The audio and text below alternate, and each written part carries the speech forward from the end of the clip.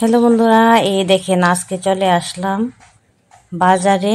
ভাইয়ের দেওয়া শাড়ি পরে নাকি পূজা করতে হয়, তার জন্য ভাইয়ের দেওয়া টাকা দিয়ে শাড়ি কিনতে চলে আসলাম।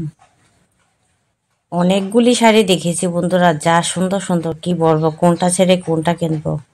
তারপর তো একটা কিনতে হবে, অনেকগুলি তো আর কিনতে পারবো না, তার জন্য একটা শাড়ি কিনে নিলাম। কিনে চলে আসলাম বাড়িতে। কোন শাড়িটা কিনেছি কে বলতে পারবেন? আপনারা কি করে বলবেন? বলতে তো হবে আমার, ঠিক না? আমি কিনেছি। কি কিনেছি বাড়িতে গিয়ে দেখাবো, কোন শাড়িটা কিনেছি। বাড়িতে গিয়ে না, যখন পূজাতে যাব একবারে শাড়িটা পরে তারপরে কিন্তু আপনাদেরকে দেখাবো। হ্যাঁ, তো চলেন, এখানে শাড়ি কিনা কমপ্লিট। তারপর সংযমে করব, তার জন্য কিছু ফল কিনে নিচ্ছি। নিয়ে নিলাম কলা।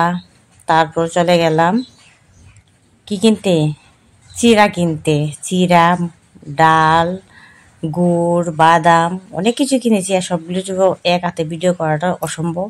এই দেখেন হাতের মধ্যে কলা দেখা যাচ্ছে, তারপর হাতে আরেকটা ব্যাগ আছে, তারপর অনেক কিছু, শাড়ির ব্যাগ আছে। তারপর এখন মুদির দোকানে বাজারও কেনাকাটি করে নিচ্ছি। আরও অনেক কিছু কিনেছি, কিন্তু সবগুলি একা হাতে ভিডিও করাটা খুব কষ্ট হয়ে যায়, কারণ এক হাতে রেখে তো ভিডিও করা যায় না। তো যতটুকু পারলাম আপনার ভিডিও করলাম, করে আপনাদের সাথে শেয়ার করলাম। কেমন হলো অবশ্যই কিন্তু কমেন্ট করে জানাবেন। আর আসার সময় এই দেখেন আমাদের রাধাকিশোরপুর থানার মধ্যে খুব সুন্দর একটা কালী মন্দির।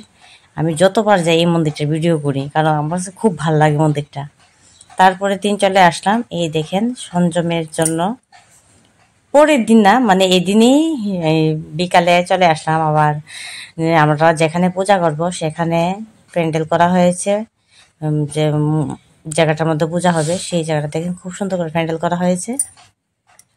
তো প্যান্ডেল করার পর আবার ঘরে গিয়ে দেখলাম কি কি বাজার করা হয়েছে। দেখেন ফল সবজি অনেকগুলি বাজার আছে, আরও আছে বাজার।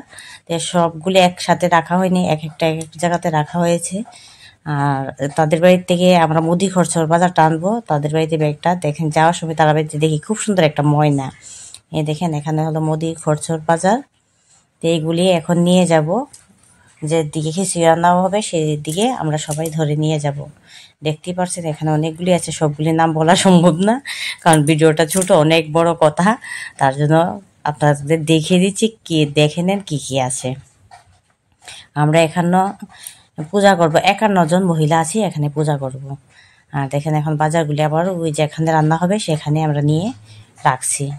তো এখন আরও বাজার বাকি আছে, আমাদের বৌদিরা দিদিরা আরও যাবেন বাজারও, আরও বাকি বাজারগুলি নিয়ে আসার জন্য। আর যতটুকু এনেছি সেগুলি আপনাদের সাথে শেয়ার করলাম। তারপর আমরা রাত্রে আদা, কাঁচামরিচ এইগুলি ক্লিন করলাম, করে রেখে দিলাম, কারণ সকালে তো পূজা হবে, রান্না হবে, এত তাড়াহুড়া করে সবগুলি করা সম্ভব না। তারপর পূজার কাজও করতে হবে। তো রাত্রে আমরা যতটুকু পারলাম সেগুলি রেডি করে রাখলাম।